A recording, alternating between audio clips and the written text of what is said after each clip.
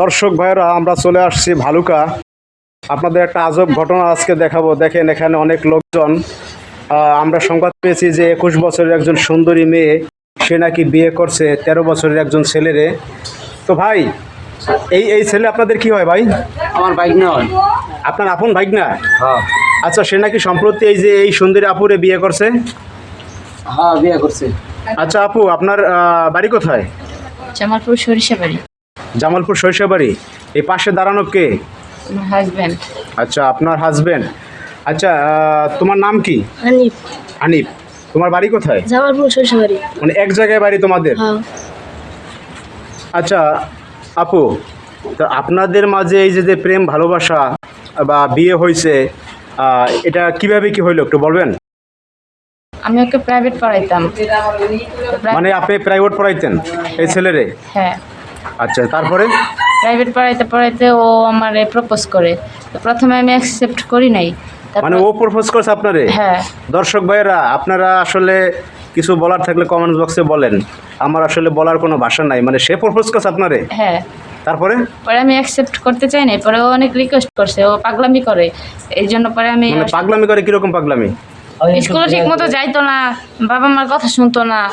তারপর আমি ওর সাথে প্রেম করি। তারপর এখন তো ওর বাড়িরও কেউ মেনে নেবে না, আমার বাড়িরও কেউ মেনে নেবে না, কারণ ও আমার থেকে বয়সে অনেক ছোট। অবশ্যই, হ্যাঁ।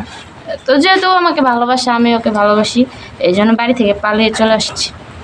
মানে বাড়ি থেকে পালাই চলে আসছে? ঘটনা হয়েছে কি, ওই তো বিয়ে কইরা হ্যাঁ। ওর বাড়িতে যায় নাই। আচ্ছা আচ্ছা। না যায় না, আমার নাম্বারে ফোন দিছে। হ্যাঁ। কার নাম্বার তো ফোন দিছে কইতারি না, দোকানদারি নাকি যায় কল দিছে। হ্যাঁ। মামা আমি একটু ঝামেলা আছি, আমি আইতাছি। হ্যাঁ। আমি বলছি কি হিসেবে একদম তোর ঝামেলাটা কি?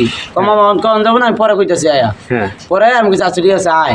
আবার মাত্র পরে দিই যে সাথে একটা মাইয়া। পরে আমি জিজ্ঞেস এটা কেডা? আমি তো মনে হচ্ছে যে হয়তো আত্মীয় হয় টয়। মানে পরে কইলে মামা আমি তো একটা ভুল করছি। আবার আমার কাছে কয় না, আর মামির কাছে যায় কইছে আমি তো বিয়ে করে লাইছি। High high. পরে কইতেছে কই এখন এই যে আপনার যে বোন দুলাভাই যারা, হ্যাঁ এরা কি ঘটনাটা জানছে? ঘটনা সবাই জানছে, জানবো না কে? আপনি বুঝেন নাই এইগুলা ব্যাপার কি আর থাকে? সবাই জানাজানি হয়েছে। অন্ত হের বাড়ির লোক ডাইরেক্ট কইতেছে কয় এই বিয়ে আমরা কোনো সময় মাইনে নেব না। পোলার অন্য বয়সী হয় নাই, আর একটা মাইয়া এর প্রাইভেট পড়াইতো, এর হিসাবে এর গুরু গুরু গুরু না, এর গুরু না। হ্যাঁ। আচ্ছা আচ্ছা। তো যাই হোক, এখন তারা মানে কি পদক্ষেপ নিছে? পদক্ষেপ নিছে যে এটা মাইনে নিব না, ওরা সবাই আইতাছে। মানে ছেলের পক্ষ আসতেছে, মেয়ের পক্ষ মেয়ের পক্ষে দুজনে আইতাছে। আচ্ছা আচ্ছা, দাঁড়ান, আপনার কাছে পরে আসতেছে। এই যে আপু, তা আপনার যে এই যে মা বাবা যারা আছে, তারা কি এখন এটা মেনে নিছে আপনার এই বিয়ে? না। মানে এখন কি অবস্থা আপনাদের? এখন মানে এখানে আসছেন কয়দিন? এখানে আসছি 2 দিন। 2 দিন হয়ে এখানে আসছেন? হ্যাঁ। আচ্ছা, এখন কি আপনার মানে সর্বশেষ পরিকল্পনা কি? আপনার মা বাবা এসে যদি আপনি নিয়ে যায়, যাবো। মানে দেখা যায় কি যাবেন না আপনি? না।